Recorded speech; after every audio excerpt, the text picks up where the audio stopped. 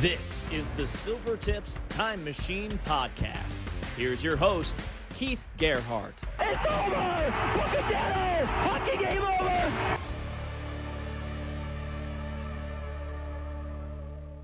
over! Welcome to episode number 3 of our Everett Silvertips Time Machine Podcast. Hello, friends. My name is Keith Gerhart. Great to be with you once again. Again, thanks for all the great viewingship and listeningship on our social media and Spotify to hear this podcast, especially on Silvertips YouTube TV as well, and Apple Podcasts and anywhere you get your podcasts. So far, great response after the first 2 episodes. But let's get to episode number 3. And with me here tonight is a player that really spent some formidable years as a teenager in the city of Everett, Washington. Also, he was a former captain of the Everett Silvertips in the 2006 season until, unfortunately, was traded to the Moose Jaw Warriors in January of 2007. Let's meet the pride of Frontier, Saskatchewan, also Swift Current, Saskatchewan, number 24, Cody Thoring. Cody, you look busy. You look great. You're in your office. A working man. I love it. Thank you for coming on. Yeah, no worries. Thanks so much for reaching out, Keith, and happy to be here. It's fun just to hear your voice. It takes me back to another lifetime ago, it feels like. Yeah, exactly. And I know we mentioned this before we started hitting record. We're talking about it's a totally different life we just went through. If you go back to now 22 years. And I mean, let's just start here. Like after your 2002-2003 season, you played in the Saskatchewan Junior Hockey League with the Melfort Mustangs. Now, correct me if I'm wrong, which team were you property of at that time in the Western Hockey League? Tri-City Americans had my rights. Okay, so Tri-City had your rights. Yep. And then in the summer of 2000 or spring summer of 2003, the expansion draft hit. So, what in your mind were you just expecting to get selected possibly, or did the Tri-City Americans give you a heads up, hey, you might get picked, or you were just ready to get going with the Americans?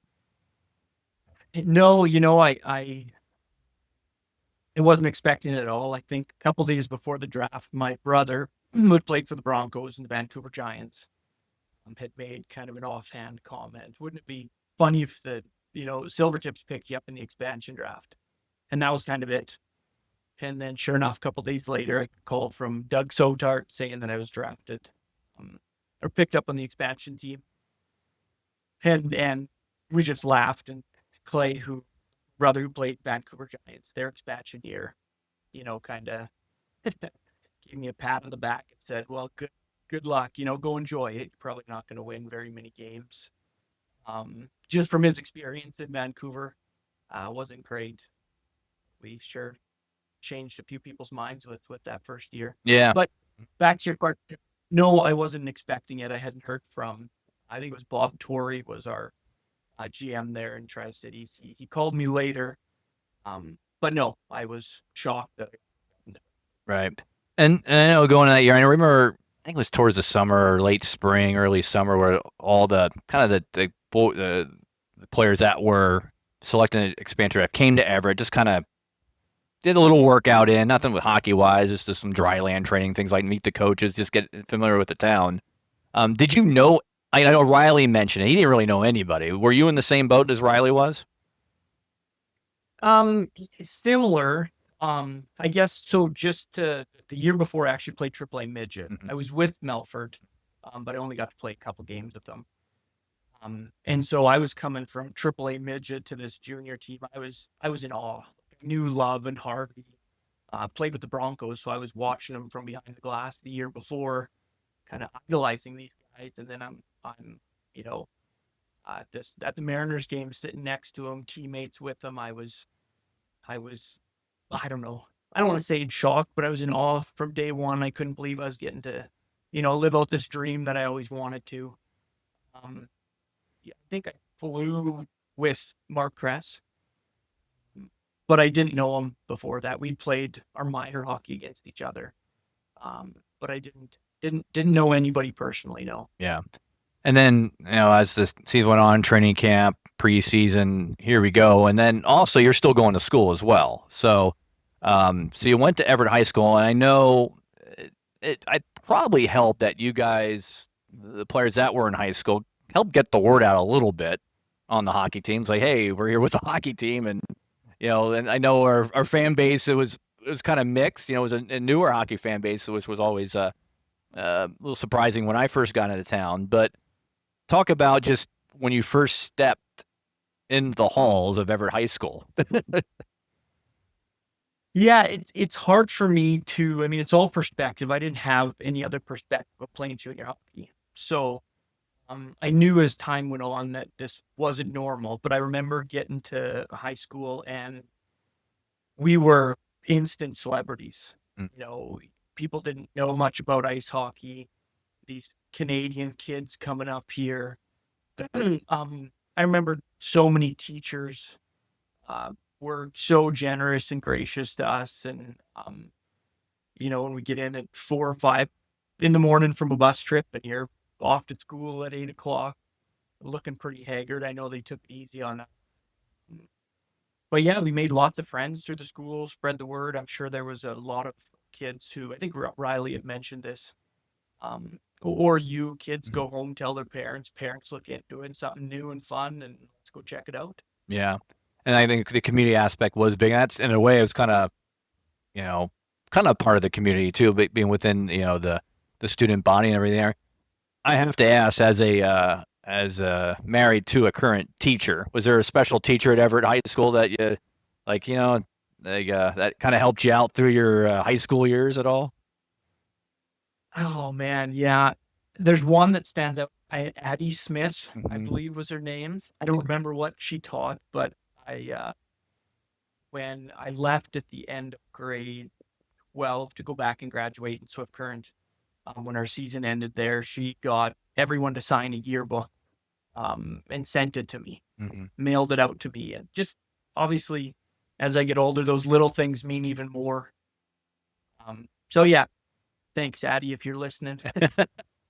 No, it's always important because teachers are important. That's give a big shout out to them.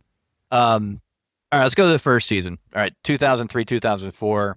I think I'll ask this to anybody that played that year. When did you think things started being special with this hockey club? When did it start in your mind, hey, we got something going on here? Oh man, that's a hard question. I don't know if I knew there was a time when it clicked. Remember a speech that Constantine gave us early on in the year. I think we lost our first 5 games. I think we were 0-5.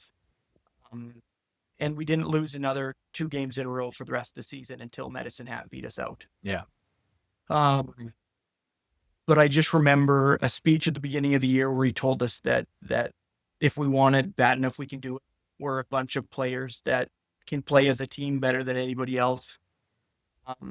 No one else is going to believe in you. Family, friends, other teammates that you played with, anybody who's gone before you. So I don't know if there was a moment where I felt like, this is going to be a dream season.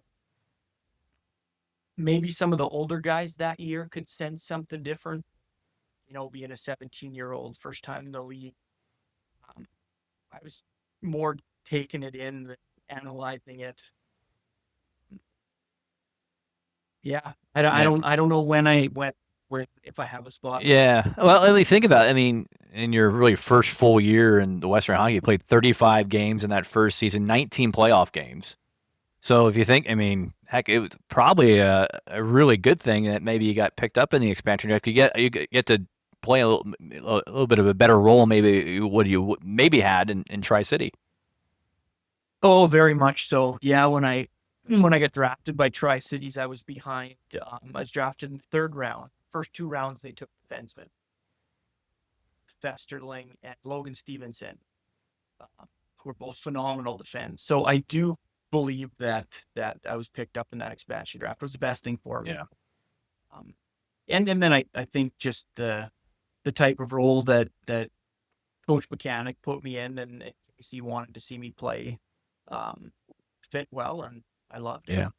And then just going into that playoffs, and you had pretty big part in that first round series. You scored your first ever Western Hockey League goal in Game 3 against Spokane.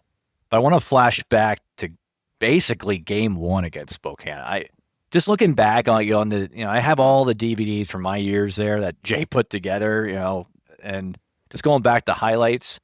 My goodness, Game 1 set the tone for almost that whole playoff run, didn't it? Yeah, boy, it's been a little while since I watched that, but I think even, back to your question before, if we didn't know during the year how special of a year it was going to be, or that we had something, I think right at the beginning of playoffs, going into playoffs, there was a new tone set before that first game. And maybe it was Game 1 where the rubber met the road, where we all completely believed in this last leg of the journey. We made it through the 72 games, and here we are. So I don't remember that game. I remember lots and lots of other games, Yeah. but I know that that game set the tempo probably for the next 4 rounds. Yeah. And I know Game 3 was obviously a special one because that was your first Western Hockey League goal. I mean, just watching it last night, actually, John Dahl set you up perfectly, didn't he? Out Spokane? Yeah, he did. Yeah. I remember trailing in late, and oftentimes, especially that first year where I didn't have all the confidence I got later on, sneaking up and jumping into play and deciding should I or shouldn't I, and I went, and he dropped it back in just a one-timer, kind of off my wrong foot, and went in. I don't know why I couldn't go in during the year, Right. whatever, I guess. And wait for playoffs. No, you made some big plays there, and obviously playoffs. Great 4-game sweep against Spokane, which I'm always amazed. We swept Spokane in 4 with the talent they had. Nice physical series against the Vancouver Giants, winning 6. And I remember Wall played in Game 6. And eventually we'll get Jeff Harvey on here down the road. I'm still figuring out why. I'll ask him. Like, he didn't play Game 6. It was Michael Wall in goals. I wasn't sure if he was under the weather or he was hurt. Maybe, I don't know. We'll ask him. But that Vancouver series, because they had some talented guys too. I mean, that just that really got the momentum going into Kelowna. Yeah, I remember that series being vicious. That was a great series where you have, Turl running around. You got Love. It was just good to have big, mean guys on our team too. Yeah. That certainly wasn't me, but I do remember that series being real rough. Yeah, definitely a physical. And then off to Kelowna, and there it happened. I mean, obviously down 3-1. The 3 flukiest overtime goals you'll ever see, but who cares? I love it. Yeah, it doesn't matter. But just maybe take an answer. Let's just go flash to Game 7. And I asked this to Sure. Riley. When that goal went in, what were you thinking? And do you remember anything after that goal went in Game 7? I do. I don't know if it's because I remember, pictures of us, I think in that can't remember the title of the book that we all got. Yep. Dream on Ice or something. Ice Dreams, I think. There's a picture of us going onto the ice, and all of our hands are on the cup when we won the Western final there. But if I could go back in time to one memory, obviously there's 1,000, but when we erupted from the bench, when that goal went in, I'd go back to that moment. That one, or Game 6 back in Everett. Yeah. Where you couldn't even hear yourself think, it was so loud. I think, we were shocked that we scored, but I don't think any of us were surprised. Again, I remember Constantine telling us, I can't remember what game it was again, but I remember him giving us a talk saying, you win this one, the next 2 are yours. And we believed him. Everything that he had told us, we believed in throughout the year, and we made it happen as a team. So we were shocked, but not really surprised. That was our plan the whole way, and it's incredible. I think maybe part of why I don't remember Spokane or Vancouver as much is because I just think about that Kelowna series so much and those games. They just the odds against us and that Kelowna team, Weber and George is like, excuse me, just the talent on that other side of the ice wasn't good enough for who we were and how we played. Yeah, definitely. And then, unfortunately, losing to Medicine Hat in the final 4 straight. It almost seemed, and I didn't really ask Riley, didn't really go into much detail. It's almost like the tank was spent. I thought games 1 and 2 in Medicine Hat, you guys really competed well and had a chance to maybe steal a game there. But after, then going back home to Everett, just couldn't, I think it was Kevin Nastiuk was the goaltender for Medicine Hat, who had a heck of a series. It just almost seemed like the gas was right on that line on the E there on the empty. Especially because we had to play. If you think about it, we bust after Game 6. The next night was Game 7. It was a back-to-back, I believe. Yeah, and then we win Game 7 in Kelowna. We had 1 day off going to Medicine Hat. We literally left from Kelowna right to Medicine Hat. So it was tough. It had to be tough for you guys. Yeah, for sure. I think that I don't know. Medicine Hat was a great team. Yeah. Like regardless of how played, they deserve to beat us. I think. Ran out of gas. I don't know if we peaked too early. Medicine Hat, I think, had some time off. I think they also thought they were a shoe-in, right, with Kelowna hosting. And then when we knocked Kelowna, they kind of had to escalate again. It wasn't a sure bet for them, so they were bringing even more maybe than we were expecting them to. It just we didn't have what they had for that series, whatever the reason. Medicine Hat came out the better team, played harder, played better. Yeah. Well, if anything, I think it was really great that we lost it. If we were going to lose it, we lost at home. For that crowd to give you guys it was a loud ovation. I mean, for even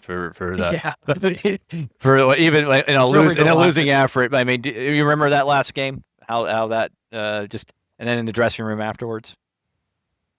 Yeah, for sure I do. I don't really remember the specifics, but I do remember probably the loudest, standing ovation any losing teams ever got. Those the Everett fans that were just priceless. I remember coaches being incredibly proud of us. We did something no one ever did before us or after.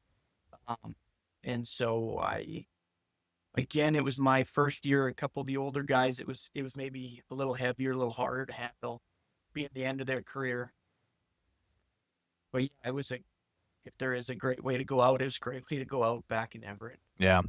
And then you're back for the 2004-2005 season. As that season went on, actually beat Portland in 7 games and then got split by Kootenay in the second round. But I always remember that team was a tough, like a sequel. I go back to Happy Gilmore. Yeah, Happy Gilmore was great.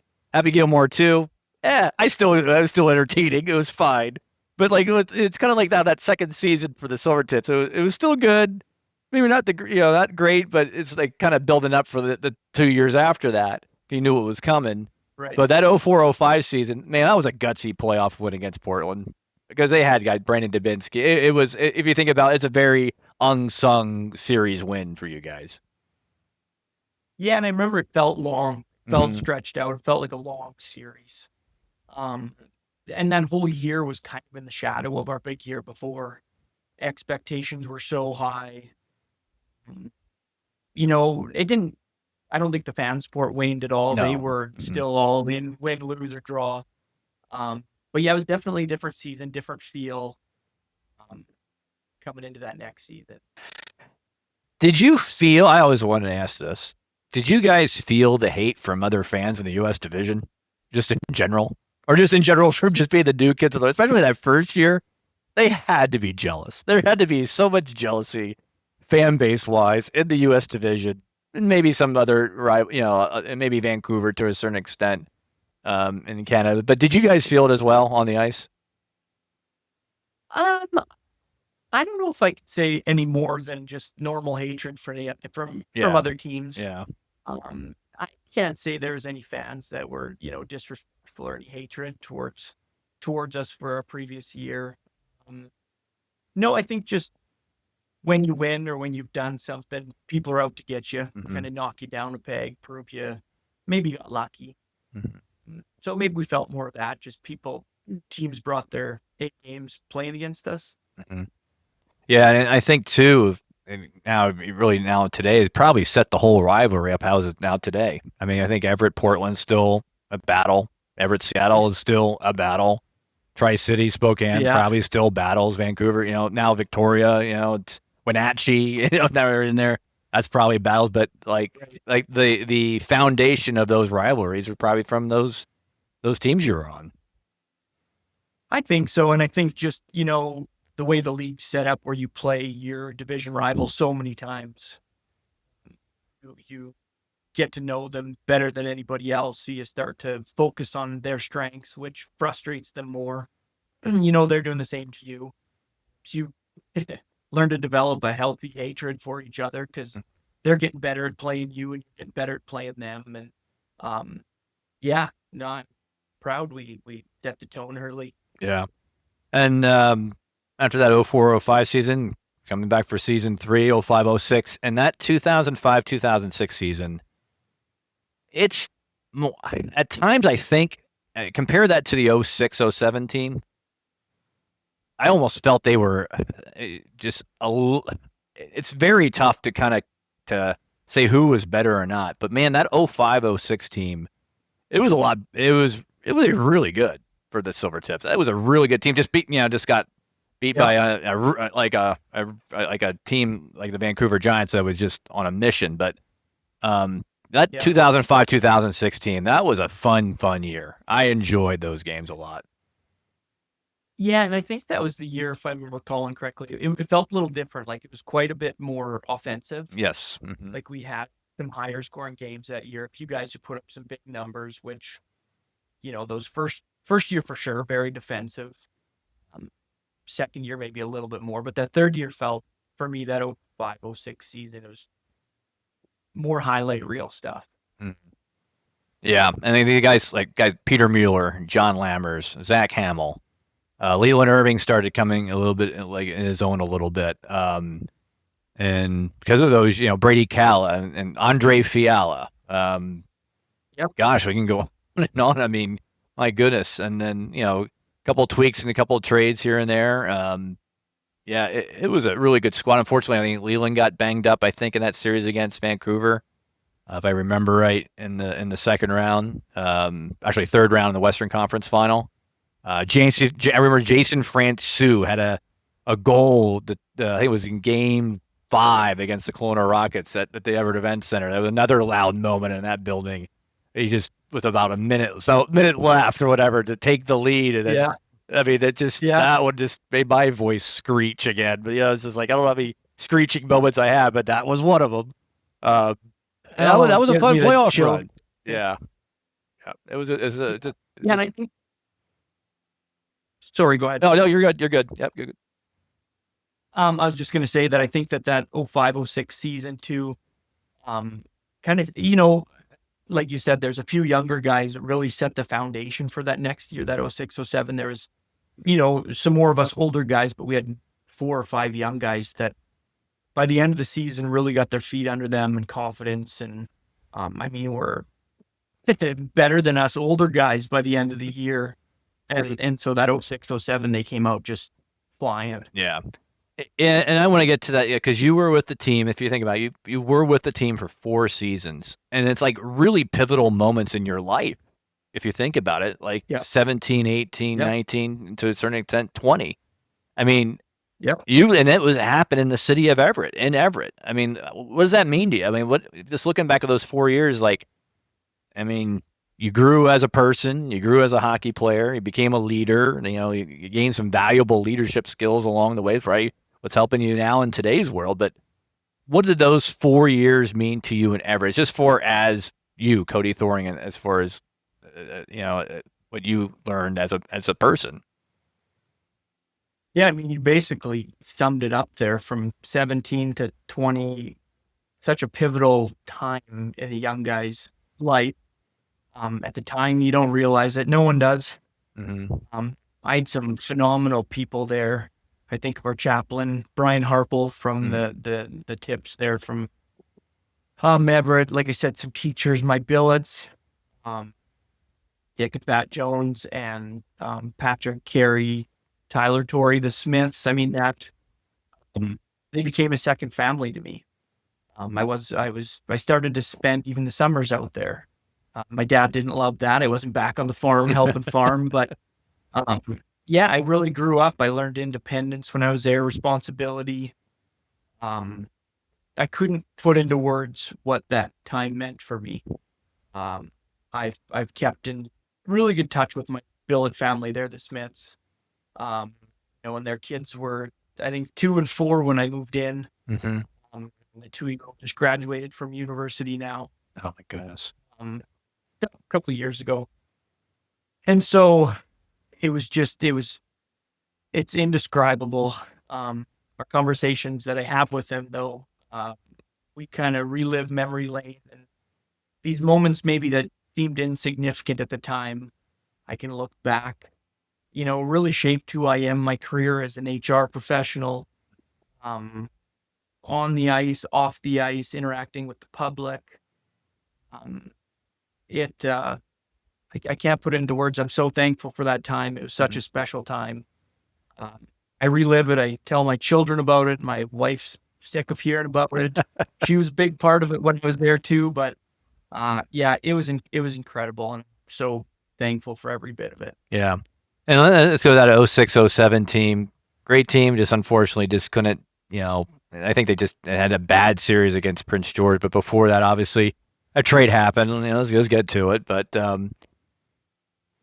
did you have? I knew flashing back in my mind. Just think before we get press record and started this tonight. I was thinking about I knew a move was going to be made somehow. I knew Doug was like, hey, we got to just kind of put us over the top. And I totally get it. I look at other sports like the baseball trade deadline. They try to get a guy that's like a reliever or a starting pitcher or another left-handed bat just to kind of get them over the hump, certain here and there. And I know he wanted to do that, and he did make, he made a move, and he made a trade to Moose Jaw for Jesse Zederek and a Carter Smith. And you were part of that trade along with Brady Calla. And at that time, you were also the captain of that hockey club. And to me, when everyone was mentioning about, I just did my job at work, but I didn't really understand like the team aspect of it. I know it was tough amongst a lot of players in that dressing room that day. I mean, just kind of flashback. Did you have an inkling? Did the players like in the dressing room have an inkling? Like, hey, we might make an upgrade somewhere at all? Was there any chatter about that at all? Nothing. No, I mean, I know it's a business, right? Yeah. They got a job. They got to win a championship. No thoughts. We thought we had a good team that we built. We'd worked for years to kind of get where we were, and not just skill wise, right? You got the gelling of a team that's, as you're a sports guy, way deeper than just wins, losses, statistics, players, abilities. So no, it was a complete shock to me, and it could be some ignorance or arrogance or being naive at that time, not thinking it could happen to me. But yeah, complete shock when it did happen. Yeah. And hopefully maybe we'll get Brady Cal down the road. Hopefully get some contact info for him. But did you and Brady go out together at the same time? You and Brady Cal out? Yeah. So it had to be hard for him too. Yeah. Very different circumstances. Yeah. Like, I know at the time Brady was playing third line and wanted more. Okay. And so Moose Jaw, he got that opportunity. He was first line when we got there. And so it was it was what he wanted and needed for his career. And when I got to Moose Jaw, Chad Lang picked me up at the airport. So I got a phone call at like 8 o'clock in the morning, went to the rink at 10, picked up my stuff, said goodbye to the coaches. And then I was on a plane, I think at 1 o'clock. We played in Saskatoon that night. So it was just a whirlwind. It was like a dream I couldn't believe was happening. But I remember when Chad picked me up at the airport, he said that, I know maybe this isn't where you want to be right now, going from where you were to here, but if any team reaches out and, there's an opportunity for you to go win a championship somewhere, I'll let you decide if you want to go. Mm-hmm. And so I really respected that right from the beginning too. Yeah.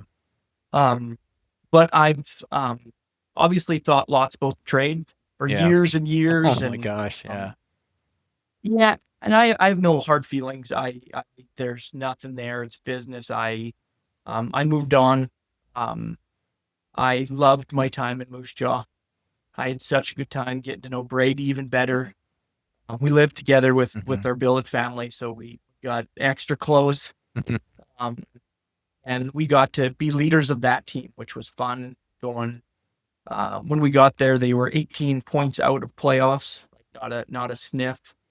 And second last game of the season, we lost out of playoffs. We didn't have a chance, but we fought back, and it was an incredibly special time playing close to home.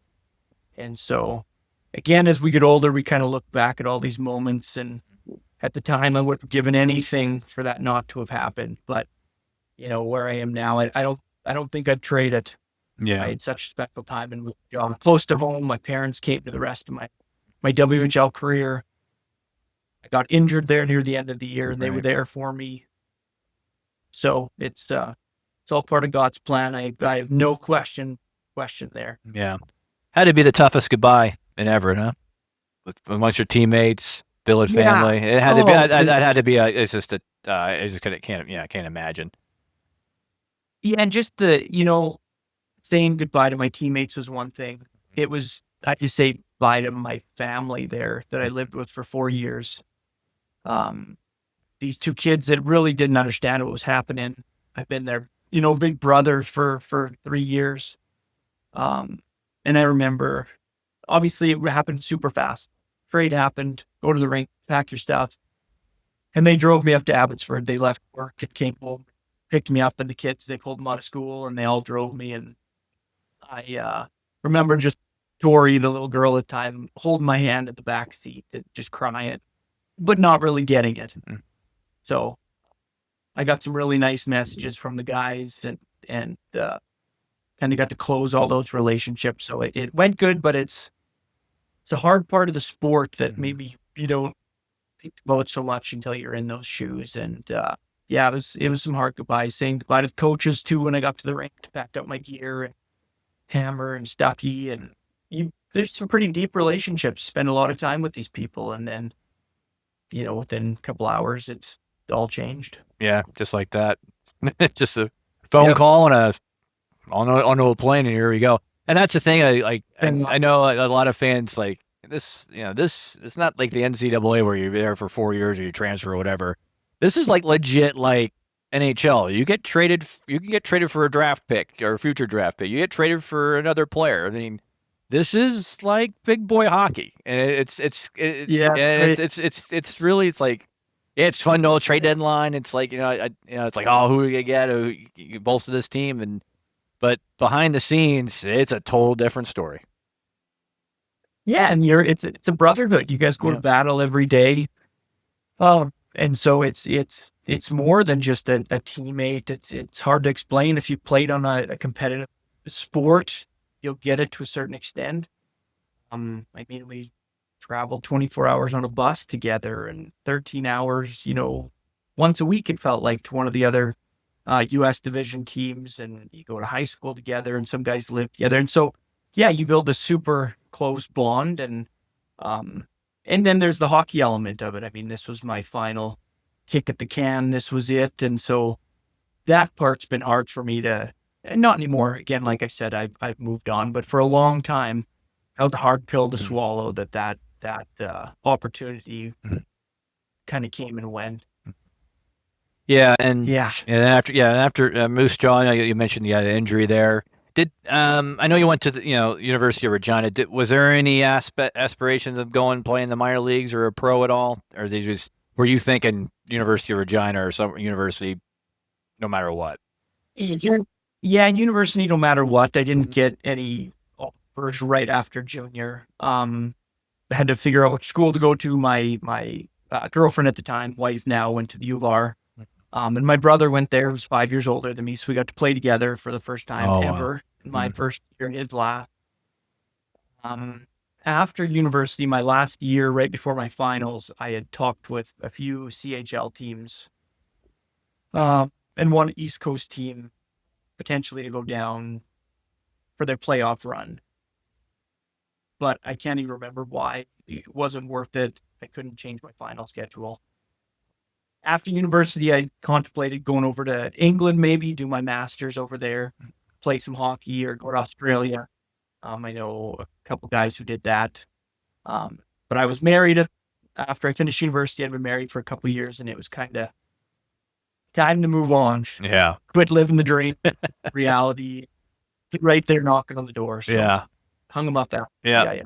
Talk about that university hockey, because it almost, if you think about an extension, really, of the Western Hockey League. You probably know almost every guy that's on, for the most part, that was on your team from other teams in the Western League and playing against guys you probably played with before. Yeah, absolutely. Yeah. Very similar players, obviously. Yeah, you played with. League is very different. Just like if you went down and played NCAA, I mean, the focus is school. So learning to kind of adjust, where hockey's everything to, you got to pass your classes in order to play hockey. Some guys won't make it to practice if they have a lab or, only 2 games a week on the weekends. Huge 8-week or 6-week break over Christmas. So very different, yet still similar. Yeah, it was a lot of fun. Yeah.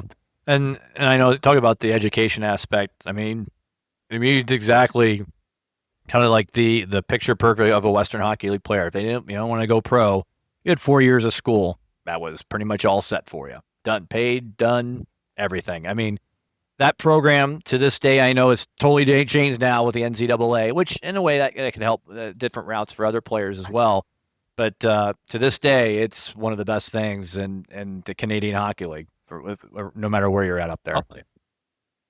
Yeah, absolutely. And again, it's one of those things like we were talking about before too, is you don't care what you're playing. I mean, I'm here to play hockey. I'm living my dream. This is amazing. But, it's going to come to an end, and it does. And then you get your schooling paid for. And I played with quite a few guys who came from junior A or junior B, and they were working a side job while they're going to university, wanting to play hockey, more student loans. So yeah, incredibly grateful for that scholarship opportunity. Yeah. So what did you end up getting your degree in at the University of Regina? Business degree with a human resource major. Yep. And then look what you're doing now. You're working in it. That's right. Here I am. That's good. Well, let's tell what's Cody Thoring at. Where are you living? Talk about the family activities. What's going on with you right now? Oh man, how much time you got here? We're good. 20 years to catch up on. Yeah, for living in Regina, Saskatchewan. I have been married for 16 years. We just celebrated our 16-year wedding anniversary to Julie, and then I got 3 little girls. Not so little anymore, I guess. 7, 9, and 11. HR manager for a steel company in Regina and Saskatoon. Travel between the 2 cities. Feels very similar to being a parent or a captain of the hockey team. Lots of these HR problems, leadership, it's all kind of intertwined. What else can I tell you? My family's still living in Frontier. Mom and dad farm in Frontier. My brother, his wife and kids farm in Frontier. My sister and her husband farm in Frontier. The black sheep of the family living in the big city. Grandparents go to Arizona. We go down there a little bit to come enjoy the beautiful weather of Arizona. I played a little bit of ball hockey here last few years. Played for Team Saskatchewan and that national. Went out to New Brunswick Nationals. Nice. Played with Stu Thiessen, a former Everett Silvertip on Saskatchewan. That was fun. What else can I tell you? I stay in touch with Cresser. He's in Regina here. He just got back from a world tour year. He took his family around the world in a year, so you'll hopefully have to catch up with him. Yes. Yeah, I've got into running the last few years. When the hockey ended, I had to find something to be competitive and get my energy out somehow. So I've gotten to lots of long distance running, marathons. Last 15 years, and yeah, my girls are into ringette, which is similar to, for those that don't know, ice sports. We spend all winter at the rink coaching, and my wife coaches, and yeah, our lives revolve around them. One last thing, my last connection with hockey was with the Regina Pats. I was a chaplain there for 8 years. And loved that experience, giving back, sharing both Bible and truths and everything that Brian Harwell, shared with me. I was able to do the same, and that was pretty fun to be connected to the Western League and then through the chapel program for a number of years too. That's great. Well, we'll let this go, and definitely say hi to your parents up in Frontier. So I'd say Mr. Keith Gerhart says hello. But anything, Absolutely. I mean, those 4 years, I mean, it's great to hear your story, what you're doing now, being successful, and just being a family man, which like a lot of us are. I mean, we still have a few guys still doing it in one way or another, coaching or scouting or playing in Europe. Who knows? But I would like to give the guys the last word. Anything you want to say to the fans back in Everett before we leave here today? Oh man, I think probably every player that leaves dreams of having the opportunity to say the perfect thing back to the fans and your billets. And I couldn't put it into words how special my time was there. It didn't end the way I wanted to, but it was so fantastic. I'm so grateful and thankful for my billet families and the relationships that I built there and still foster today. All my teammates in the community. Just grateful is all I feel for that time there. This dream life I got to live, and thanks to everybody there for making it happen. Yeah. Well, I appreciate you, Cody, for coming on, and then again, as when we knew each other, our former lives, I guess back in the day, those 4 years, I appreciate everything that you've done, the community, being right there. If I needed anything to go to school, you were there along with others. But thanks for being first class all the way, Cody. Thank you very much. You're welcome, Keith, and thanks so much for having me on here. And I guess I would have one request from you. Just I'd like to hear Welcome Dano here just one more time if I could. That'd be send it though. I will do that. As I ended. You know what? How about Welcome Dano? Hockey game over. Cody Thoring. Oh, there it is. Well, he wins it in life. Good job, Cody. Thanks for coming on, and we'll definitely keep in touch. Sounds great. Thanks for having me. All right, that's Cody Thoring, number 24. In 2003 to 2007 with your Everett Silvertips. Don't forget, we'll have many more podcasts in the future over this summer and a little bit during the season. Again, EverettSilvertips.com is for all your ticket information for the regular season, also preseason as well. Again, you can listen to this Silvertips Time Machine podcast on Spotify, also on Apple Podcasts or wherever you get your podcasts. And don't forget, you can also watch this episode on our Silvertips YouTube channel. Again, thank you to Cody Thoring. My name's Keith Gerhart. Good night and good hockey.